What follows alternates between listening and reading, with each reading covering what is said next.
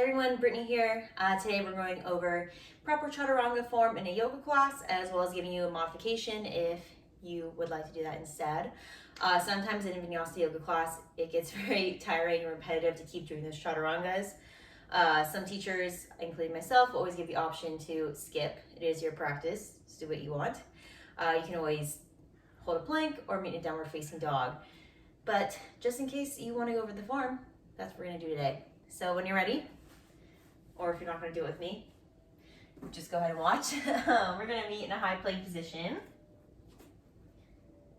So I'm going to be high on those toes. My glutes are engaged, inner thighs engaged, core is engaged. Hips are low. Gaze is forward, keeping the neck long. Press into that first finger and that thumb. Inhale, shift forward on the toes.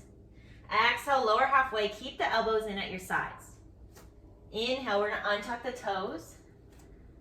Upward facing dog. So here my thighs and knees are off the mat. This is where it gets confusing. Go ahead and roll the shoulders back. Keep the chest lifted. Exhale, tuck the toes. Downward facing dog. So my arms are a little sore.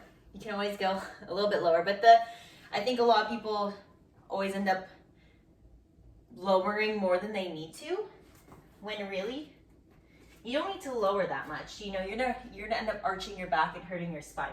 So keep everything engaged. See, I shift forward, lower halfway. That's it, just halfway. Elbows in at my sides. You should be able to push back up pretty easily. Let's go over a modification. So that's your chaturanga. Now, if you'd like to, usually they'll be standing.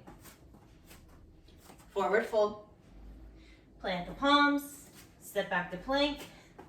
Lower the knees behind you, behind the hips. Untuck the toes.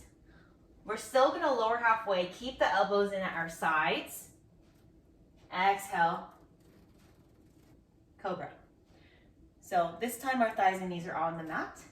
Slight bend in those elbows here. Chest is still lifted, broad. Gaze is forward. And then we come back to the knees, kind of like a tabletop position, tuck the toes, downward facing dog.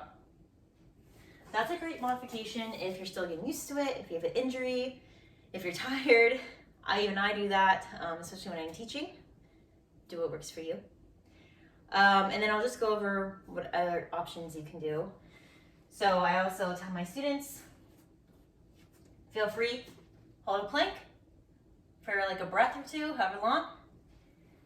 Downward facing dog. Or just literally go to down dog. You don't need to hold a plank or anything. You just gotta do what works for you. Listen to your body. So I hope this helps. If you have any questions about it, let me know in the comments, or again, you can reach out on my social media at Relish Nutrition on Instagram. And like I said, you gotta do what works for you during your practice. If you have any questions about anything, let me know. Like, subscribe, and I hope you have a great day.